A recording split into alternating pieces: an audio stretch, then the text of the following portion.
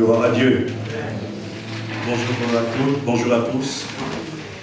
Je voudrais terminer ce temps de louange, d'adoration, dire à quelques-uns ce que Dieu a promis pour toi.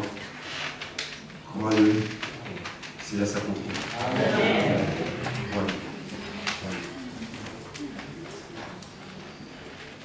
Je vous avais dit que je commencerai une série d'études sur le Saint-Esprit. Nous avons encore quelques problèmes avec notre site YouTube, donc il y a des publications qui sont encore mises en ligne. Pour ne pas surcharger le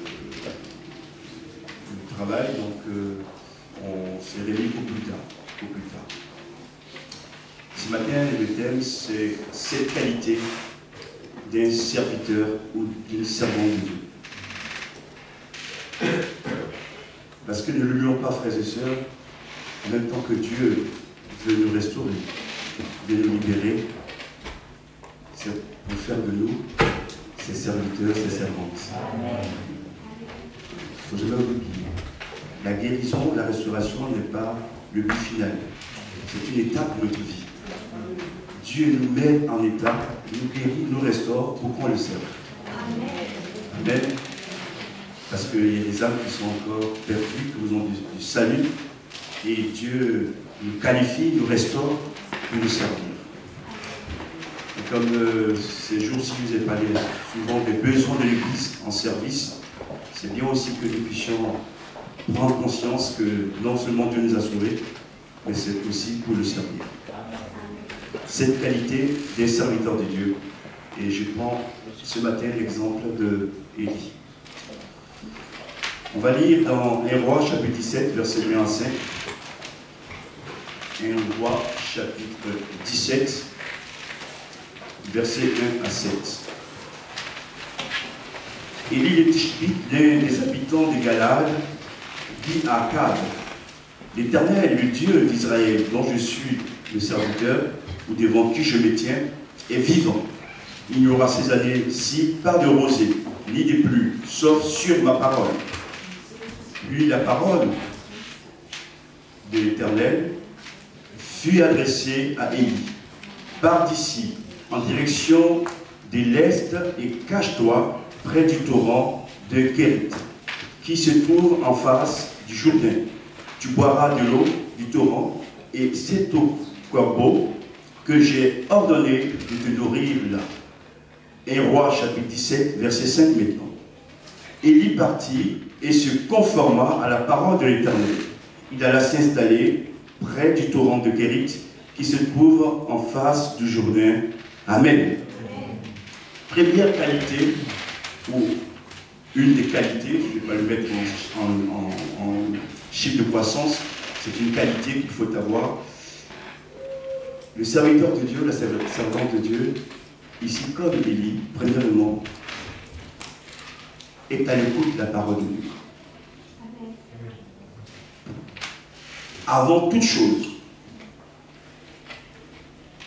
c'est la parole de Dieu qui nous nourrit. C'est la parole de Dieu qui nous construit. C'est la parole de Dieu qui nous restaure. Et on doit avoir une relation intime avec la parole de Dieu. Et quand Dieu parle, la qualité que je souligne ici, dans l'exemple de Élie, c'est que Élie écoute ce que Dieu dit. Le serviteur de Dieu écoute la parole de Dieu. Ou la servante de Dieu écoute la parole de Dieu. C'est ce que Dieu lui dit finalement. Et dans le cas de Élie, vous allez voir que non seulement il a écouté, mais il va aussi obéir.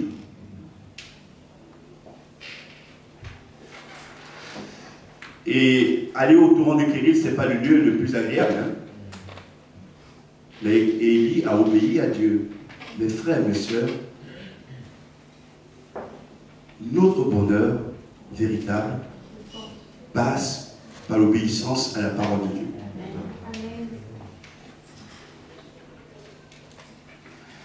Et si l'Esprit m'a mis à cœur de le dire ce matin, c'est parce que à ces niveaux, on a tous besoin de faire des progrès.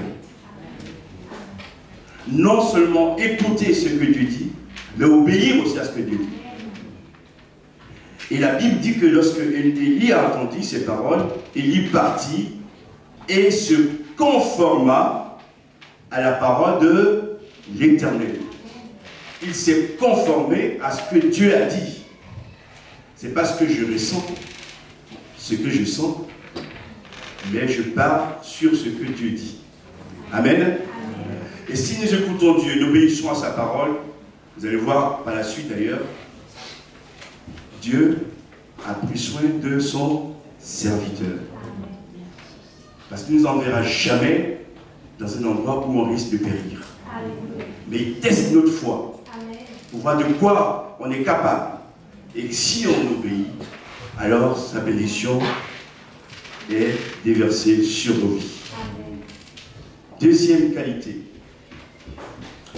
Et on voit toujours, chapitre 18, le verset 1 et 2, il est écrit ceci: bien des jours passèrent, et au bout de 3 ans, la parole de l'Éternel fut adressée à Élie. Va te présenter devant Akab, et je ferai tomber la pluie sur le pays. Élie partit pour se présenter devant Akab. La famille était grande à sa main. Je reviens sur le verset 1er. Bien des jours passèrent, et au bout de 3 ans, la parole de l'Éternel fut adressée à Élie. Si vous lisez bien comme moi, c'est que pendant des mois, des années, Élie n'a pas reçu une parole de Dieu. Et pourtant, il est serviteur de Dieu. Le deuxième point du message qui va être affiché, Élie attendait l'heure de Dieu pour agir. Des fois, on est pressé. 3 ans à attendre. C'est long, frères et sœurs. Et ce que je vais vous montrer ici par ces paroles, c'est que des fois, Dieu nous fait attendre. Ce n'est pas qu'il n'est plus là. Mais il teste notre foi. Est-ce qu'on va rester à attendre qu'il nous adresse sa parole avant d'agir, ou est-ce qu'on va le faire de nous-mêmes? Et souvent, tout ce que nous faisons de nous-mêmes est sans résultat. Ce sont des œuvres mortes. On peut dire le nom de Dieu, mais rien ne se passe. Je dis quelle qualité, quel exemple il nous donne pendant 3 ans. Parce qu'il attendait la parole. Et avant de bouger, avant d'agir, Élie attend que Dieu lui parle. Tant qu'il n'a pas reçu la parole de Dieu, il ne fait rien. Ne faisons rien, frères et sœurs,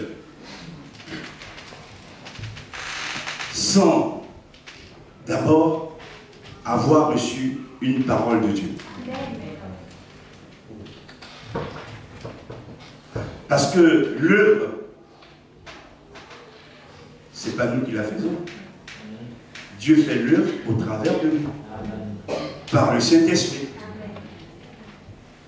Et ce matin, je lui dis vraiment, mon frère, ma soeur, prie, demande à Dieu de la sagesse pour agir selon l'heure de Dieu. Selon l'heure de Dieu, pas ton heure. L'heure de Dieu. Et l'heure de Dieu, c'est l'heure exacte. Quand Dieu intervient à son heure, il y a toujours un miracle. Il y a toujours une action puissante de l'Esprit qui agit. Parce que c'est Dieu. Et je le dis aussi pour moi, Seigneur, nous sommes des humains. Apprends-nous à ne rien faire par précipitation, mais que nous puissions agir toujours selon ton heure. Troisième qualité du serviteur ou de la servante de Dieu, et Roi chapitre 18, le verset 7 à 40. Je ne vais pas tout lire, je vais résumer. Le troisième point, je l'ai intitulé ici, Élie agissait avec courage. L'homme de Dieu doit être courageux. La servante de Dieu doit être courageuse.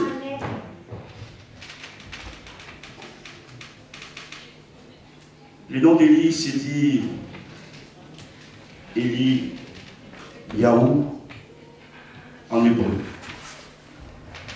Et ça signifie mon Dieu est l'Éternel. Ou on peut le dire autrement, l'Éternel est mon Dieu. Élie avait une communion intime avec Dieu.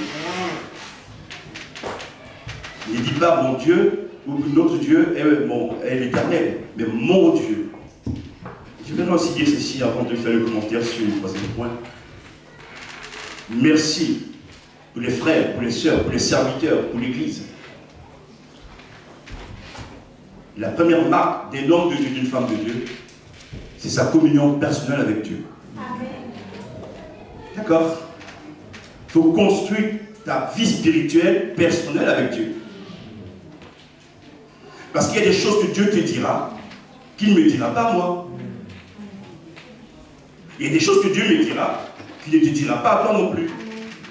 Donc il faut marcher dans cette obéissance pour que l'Esprit de Dieu, dans sa grâce, nous aide à grandir. Seigneur, merci de nous aider à comprendre cela. L'homme de Dieu ou la servante de Dieu agit avec courage. À l'époque, Élie était menacé par le roi Akab et sa femme Jézabel, menacé de mort. Et il avait contre lui des prophètes de Baal et d'Astarté. Il y avait 450 prophètes de Baal et 400 prophètes d'Astarté. 850 personnes, faux prophètes contre lui. Plus le roi et son épouse. Ça faisait beaucoup. Mais malgré ces menaces du roi impie, Élie n'a pas abandonné la mission de Dieu. Amen. Le chemin sera toujours étroit. Et c'est dresseront sur notre chemin des obstacles, de l'opposition. Mais ne laissons rien nous laisser, nous arrêter. Il faut qu'on aille toujours de l'avant. Devant toutes ces menaces, toute cette opposition, et lui continuer à servir Dieu. Je voudrais dire ceci. Certains servent Dieu presque pour leur honneur. Quand tu sers Dieu et que tu es menacé, tu as de l'opposition, et que tu l'aimes vraiment, tu n'abandonnes pas le service. Tu ne recules pas en arrière. Dieu ne t'a pas fait de mal. Et un jour, tu auras des comptes à lui rendre. En plus, il t'a donné des talents. Tu vas dire à propos de celui-là, c'est l'âge de je suis arrêté. Oh, Jésus, s'il avait tenu compte de ce qu'on était, il ne serait pas allé à la croix. Amen. Non. Déjà, Dieu, en nous donnant des talents et des dons, nous honore. Nous honore. Alléluia. Et quel que soit ton talent, quel que soit ton service, mon frère, ma soeur, persévère. Et l'espèce d'obstacle sur la route te détruire ou te décourager, il faut avancer.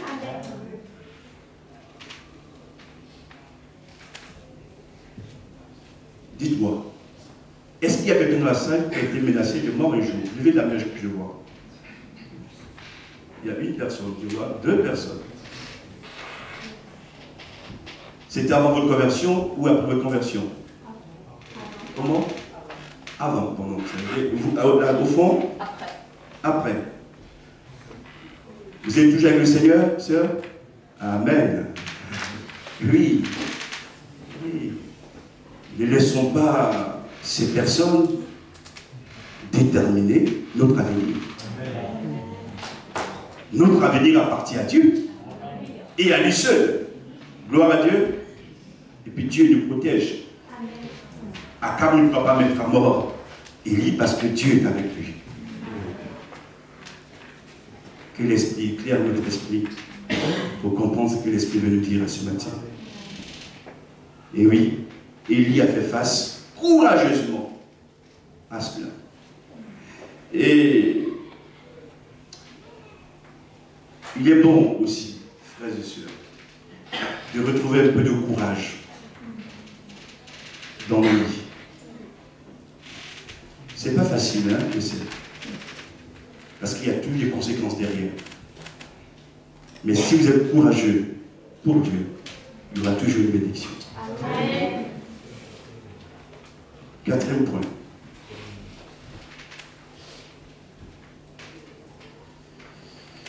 Un roi, chapitre 18, verset 21.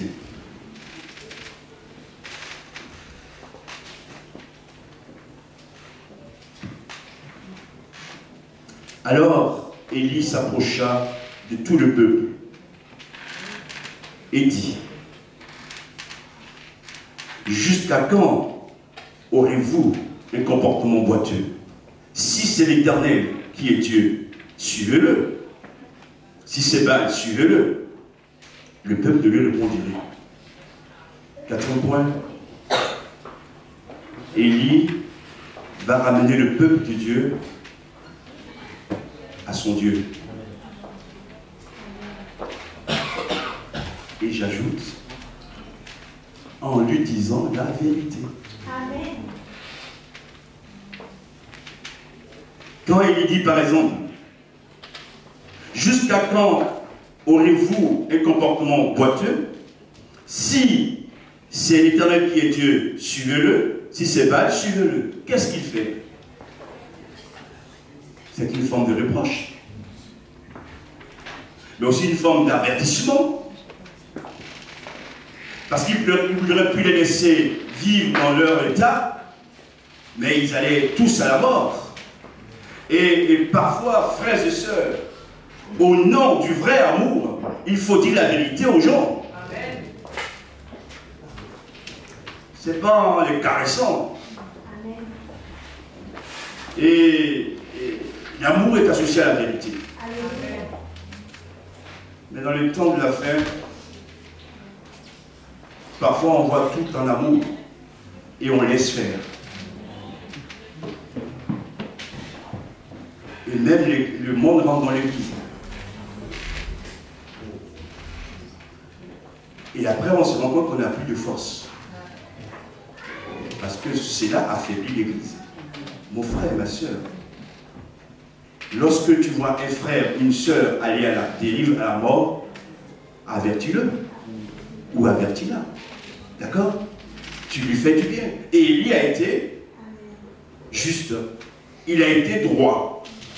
Élie aimait le peuple de Dieu. Et c'est pourquoi il leur parle avec vérité pour qu'ils ne restent pas dans le péché, dans le mal. Et pour les aider à revenir à l'Éternel. Alors, Élie s'approcha de tout le peuple et dit, jusqu'à quand? Jusqu'à quand? Jusqu'à quand marchez-vous de cette façon? Il faut maintenant se ressaisir et revenir totalement à Dieu. Parce que Baal n'est qu'un faux Dieu. Baal n'est qu'une idole. Le vrai Dieu, c'est l'Éternel. Amen. Vaut mieux être avec l'Éternel qu'avec Baal.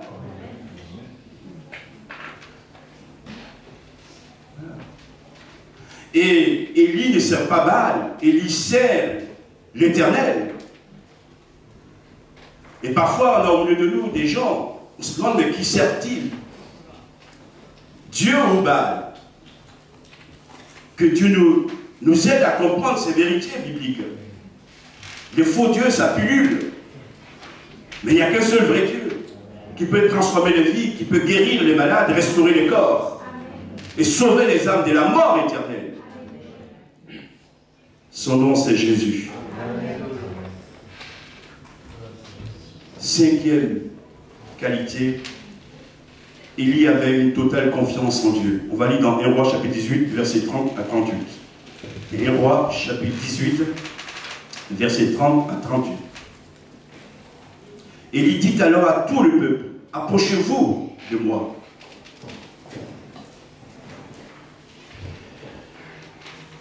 Tout le peuple s'approcha de lui, Élie répara l'autel de l'Éternel. Voilà, il commence à réparer l'autel qui avait été démoli. Il prit 12 pierres, d'après le nombre des tribus issues des fils de Jacob, l'homme auquel l'Éternel avait dit, tu t'appelleras Israël. Avec ces pierres, il reconstruisit un autel pour Dieu. C'est beau, hein? Là où tout le monde avait laissé tomber Dieu, et il vient reconstruire l'autel. L'autel de la prière, l'autel de l'adoration. Avec ces pierres, il reconstruit un autel au nom de l'Éternel. Il fit autour de l'autel un fossé pouvant contenir une quinzaine de litres.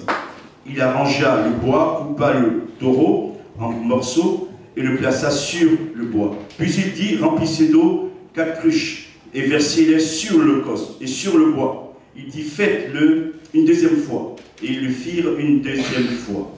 Il dit, faites-le une troisième fois. Et ils le firent une troisième fois. L'eau coula tout autour de l'autel et l'on remplit aussi le fossé. Verset 36. Au moment de la présentation de l'offrande, le prophète Élie s'avança et dit, Éternel, Dieu d'Abraham, d'Isaac et d'Israël, que l'on sache aujourd'hui que c'est toi qui es Dieu en Israël et que moi je suis ton serviteur. Il y avait 850 faux prophètes qui étaient réunis, le peuple également. Et Élie a lancé un défi à ces faux prophètes. Quand on écoute parler dans ce défi qu'il met devant les faux prophètes, Élie sait que jusqu'au bout, Dieu sera avec lui. Il a totalement confiance que Dieu agira pour le sauver. Que Dieu agira pour le protéger et le garder. Et quand vous lisez le texte par la suite, en effet, Élie a été exaucé par Dieu. Mon frère et ma soeur, ne laisse rien, ni ton épreuve, te faire douter de Dieu. Bien sûr, on peut parfois faillir, on est des humains, mais garde cette totale confiance en Dieu. C'est le seul qui ne manque pas, qui ne déçoit pas, et qui agit toujours pour le bien de ses enfants. Fais-lui confiance. Si ta confiance a été malmenée, ce matin je prie que Dieu renouvelle ta confiance en sa personne. C'est une âme redoutable. Quand un homme ou une femme a confiance en Dieu et qu'il prie ou qu'elle prie, c'est une âme redoutable. Seigneur, merci pour ta grâce et pour ta parole dans nos cœurs et dans nos vies. Je vais bientôt terminer. Le verset 6, et plutôt le point 6, pas le verset. Point 6, Élie était un homme de prière. Être un serviteur de Dieu, une femme de Dieu, il faut être aussi un homme de prière. Ce que je veux dire ceci, la prière n'est pas réservée à une élite. Hein. C'est tout le peuple qui prie. Comment veux-tu avancer dans tes combats, remporter des victoires, si tu ne pries pas? La prière, c'est la base. Et quand tu pries, ne prie pas contre les autres. Prie pour tes propres besoins. Parce que la prière, ce n'est pas un missile. On parle à Dieu. Que Dieu nous aide. Mon frère et ma soeur, je suis de la part du Seigneur ce matin. Reconstruis l'autel de la prière dans ta vie. Amen. Cet autel qui a été démoli. Reconstruis aussi l'autel de l'adoration. Parce que le tout n'est pas de demander, il faut aussi dire merci. Amen. Et même parfois, sans demander, en disant merci à Dieu, il agit. Je m'écris loué soit l'Éternel et je suis délivré de mes ennemis par la louange. Gloire à Dieu. Que Dieu nous aide à comprendre ces choses-là. Et je continue la lecture. On va On va répondre le 36 quand même, et dans le contexte. La prière de Élie.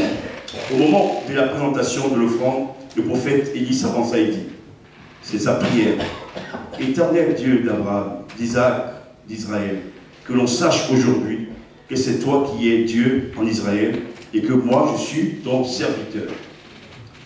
Et j'ai fait tout cela sur ton ordre, sur ta parole. Réponds-moi, Éternel, réponds-moi afin que ce peuple reconnaisse que c'est toi, l'Éternel, qui est Dieu, et que c'est toi qui ramènes leur cœur vers toi. Quelle prière! Verset 38. Le feu de l'Éternel tomba alors, il brûla l'holocauste, le bois, les pierres et la terre, et il avala l'eau qui était dans le fossé. Quand ils virent cela, tous les membres du peuple tombèrent le visage contre terre et dirent, c'est l'Éternel qui est Dieu, c'est l'Éternel qui est Dieu. Si vous avez compris, la prière d'Élie a été exaucée. Amen.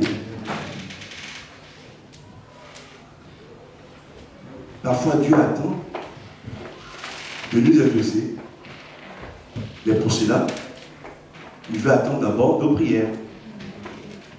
Frères et sœurs, des fois les gens disent, c'est pas faux, que Dieu sait tout. Dieu sait tout.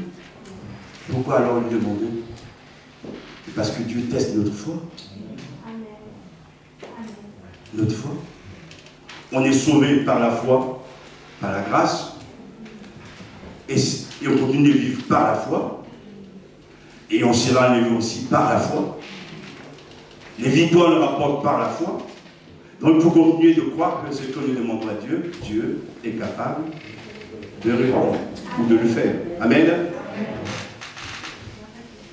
Et ils ont vu la différence entre les faux serviteurs et les vrais serviteurs, entre le faux Dieu et le vrai Dieu. Il y a toujours une différence qui se fait avec le temps. Le temps est l'autre nom de Dieu. Avec le temps, tout se révèle, tout se dévoile. Dieu a exaucé son serviteur.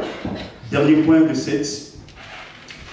Non seulement il était un homme de prière, mais il persévérait aussi dans sa foi. On va lire dans 1 Roi 18, verset 41. 1 Roi 18, verset 41. Puis Élie dit à Akab, monte manger et boire. Ça fait déjà 3 ans et demi qu'il n'y a pas de pluie, c'est la famine. Et Élie dit ceci, car il y a un grondement annonciateur de pluie. Et Élie annonce la pluie. Akab monta manger et boire. Quant à Élie, il monta au sommet du Carmel et se penchait jusqu'à terre. Il mit son visage entre ses genoux, puis il dit à son serviteur, monte, regardez, du côté de la mer. Le serviteur monta, regarda, il dit, il n'y a rien. Et il dit vrai. Et lui dit 7 fois, retourne-y. 7 fois, il dira à son serviteur, retourne-y. Quelle persévérance!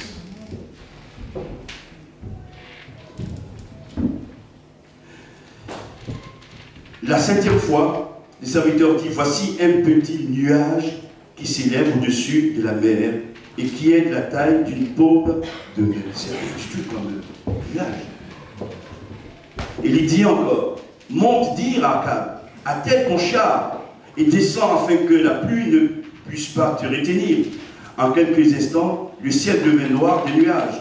Le vent souffla et il y eut une forte pluie. Akab monta sur son char et partit pour Jezreel. La main de l'Éternel reposa sur Élie. Il noua sa ceinture et courut devant Akab jusqu'à l'entrée de Jezreel. Il avait annoncé la pluie. Mais il n'y avait rien encore. Après, il y a eu donc un petit nuage. Il a ça encore rien. Mais Élie persévérait toujours en disant que la pluie allait tomber. Mon frère, Élie n'a pas le Seigneur ce matin. Quand tu pries et que Dieu commence à agir par de petites choses, continue de croire. Mais ces petites choses, Dieu peut les rendre grandes. Amen.